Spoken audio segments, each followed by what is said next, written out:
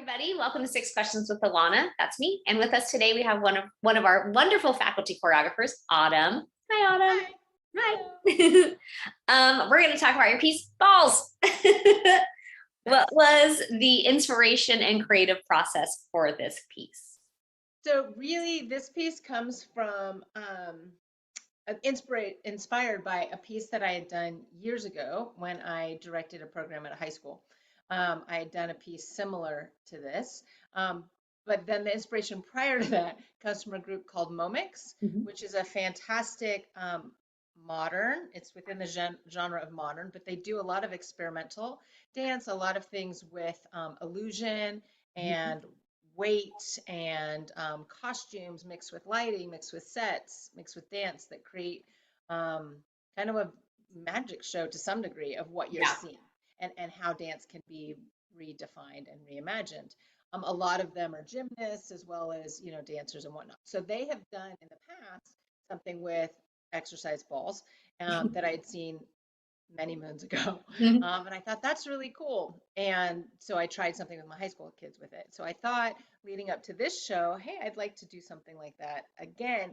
And it's been so long, a lot of our students don't even really know who Momix was, or they hadn't seen works like this before. Yeah. So I thought that was, a great thing for them to be able to experiment with and try and do. Such a fun idea and such a fun, Momix, such a fun inspiration. I love their stuff. Yes. It's always so cool. How did you go about choosing music, costumes? Obviously the props were given, but how did you kind of bring that all together? Yeah, well, that was interesting. So I actually went and looked for a whole bunch of free, like non-copyrighted music that you could use. And I just didn't like anything. It didn't have the right energy or the right vibe. So I actually went back to the composer that I used for the piece I had done with the high school. And looked at a bunch of his other music and stuff. I was like, I just like this music better. I think it's just that's in my head what it needs to be. And so nothing else was comparing. Yeah, totally. So I found a piece that he had done that I just really liked and I thought fit the mode of what we were doing. So I reached out to him and asked for permission to use the music. He said, glad you like it. Sure, go ahead. Yeah, go for it. So that was great. So his name is Andy Hunter, and he's a great composer and really love his work. So that's how I did that. And then with the balls were interesting. We had to actually buy new balls and trying to find the right size. So that was a little bit challenging. A lot of experimentation as to which size would work because they're changing all over the place. So they don't hold on to their own ball the whole time. It's different. They've got to share them. And so something that would fit maybe my shorter dancers wouldn't necessarily fit my taller dancers or what. So we had to kind of go in between. So there was some experimentation. And then just with colors, there were debates among the cast. We should do all one color. No, we should do multiple colors. So I overrode that and said, no, I like multiple colors. So multiple were fun. This is what I'm doing. So that's what we did. This isn't your piece. Yeah, I know. Yeah, and then the costumes and stuff, I worked with Christina and said, I don't, like it could become like a circus act really quickly. I don't want that for it. So we need to elevate that a little bit, but at the same time, I need something that's not going to get caught. Yeah, sleek. They're going to be able to roll over. That isn't going to fall down. All of those things. So so that was great. I think it turned out perfect. Yeah, they turned out great. How did you use the different experience levels and styles that your dancers came to you with to display their talents? Yeah, so this was a unique piece because even if you have a lot of dance training, you probably haven't had a lot of exercise ball training. Rolling over exercise ball training. Right. So really what I was looking for was an athletic kind of an ability. So who was not going to be afraid to try and had enough kind of upper body strength so that they could catch themselves on the ball and enough flexibility so that you could maneuver around it. So everybody has slightly different ability levels and all of those things. So the very first rehearsal was really just playing with things, and there were some changes in my cast. So who I had originally cast was a larger number, and then I lost a few. I had to shift a few. I had an understudy.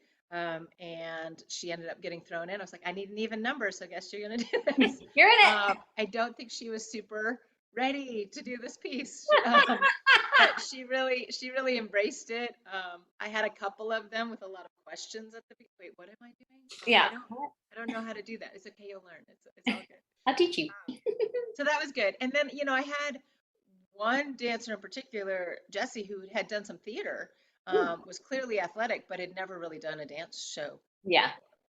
So there's some turns in it. Even though as much of it is rolling, there was a little bit of Yeah. technical dancing that goes along. So he really dug in and tried his best and really tried to balance how much of that was in the piece so that it was attainable in the short amount of rehearsal time that we have. Of course. That's always a challenge doing these kind of extreme things. Yeah. You might have a great vision. Oh, we should do, but you might not have enough time No time. for Yeah. the dancers to master that Totally. skill and Yeah. in a safe way. So Yeah. like at the end of the dance, the idea was, well, I had a different idea for the very original idea. And the dancers were like, no, I don't like, what if we rolled off the balls into like the pit? Yeah. And I said, maybe, but Jen had done a piece where they jumped into the pit Jumped in. Yeah. a year ago, or whatever. And Yeah. I thought, well, I don't want to look like we're copying that. So Yeah. we're not going to do that. And then we thought, well, maybe we could roll. Like that would be, and then just disappear. That would be Be kind of cool. yeah. And then we tried it and it really didn't. Yeah. And a couple of dancers nearly broke themselves. So, and I did it first because I won't ask as long as I am able. There's probably going to come a time where I will not be able to do it anymore. But as long as I am able, I'm going to try it first instead of asking you to throw yourself into it. So, into the pit, literally. into the pit. But yeah, it just wasn't very feasible. So we ixnayed that. So I think for this piece, especially, it was a lot of trial and error. Mm-hmm. And some of it was, what they could do. Oh, the dancer could do this. Okay, great. Well, can anybody else do that? How are we going to work that in? So. Well, it came together beautifully. It was so fun. Like, the energy on stage, it was just so fun. It was so fun to watch. Did you do anything choreographically out of your comfort zone? If so, how was that for you? I don't think so. Only because I've done something. I mean, it was a long time ago. And then I was trying not to repeat what I'd done before. That's hard.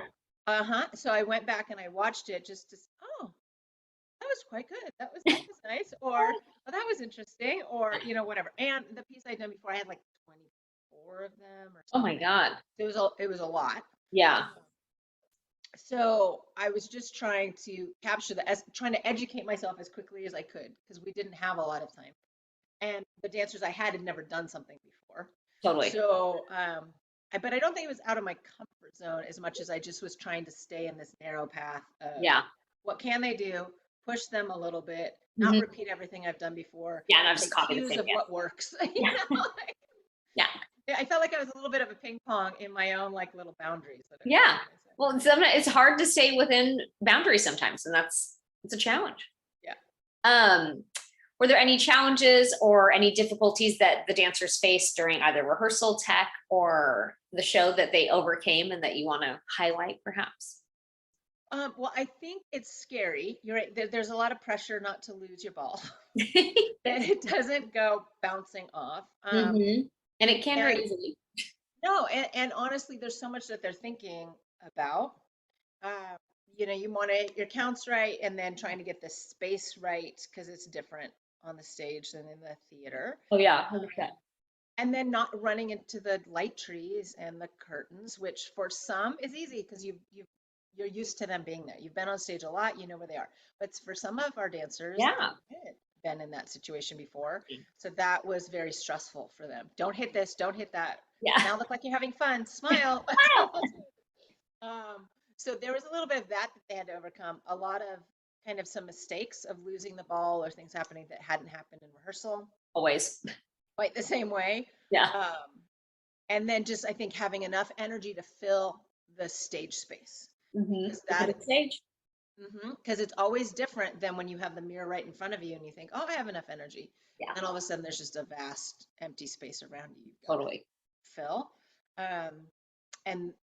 And then just having enough room.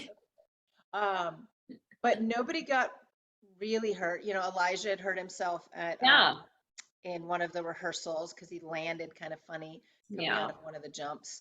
So that was potentially really disastrous. But he took Teresa's advice, and I wasn't at rehearsal that night, so took the advice of what to do. Yeah. Kind of took it easy, stayed off of it, wrapped it, came back, powered through without hurting himself further. Yeah, without making it worse. Exactly. So not irresponsibly. He was Yes. responsible with how he did it. Yeah. But that, it's always a little bit scary Mhm. that somebody's going to get hurt at the last minute and something's going to go wrong. But yeah, I think that's the biggest thing. And they just had to work together. They had to be Yeah. a team because if one person made a mistake, it was going to affect everybody else. They did do a good job of kind of, yeah, like you could see them kind of moving so someone else could move in, or like Yeah, rolling a little bit further so someone else right, could roll where they needed to go. They definitely were like cohesive for sure. right. And I think that just took some time for them to, Yeah. be aware of. Like you have to use your peripheral vision. You have to be aware of other people on stage. You can't just fight for but I'm right. It's not going to You work. cannot do that. Yeah. Doesn't work. You look Nope. wrong. You end up looking like the wrong one. Well, yeah, they pulled it off. That's for dang sure. They did a great job. Yeah. Last question is, do you have any advice or any words of wisdom for dancers who would like to come join us at IVC? I think every time you ask this, the only advice is you should come do it Yeah. because it's a lot of fun and you grow a lot. You never know what kind of piece that there's going to be. That's very This true. show, yeah, certainly had a lot of different types of pieces, and we really try to use everybody and help everybody to grow and Yes, everybody to be challenged, no matter what your ability level is, style is. That you have an opportunity that this will be worthwhile to you as a person and as an artist. So come on out and absolutely. join us. Yeah, come see us. All right, everyone, that was 6 questions. Thank you, Autumn, for joining us. And we hope everyone enjoys balls.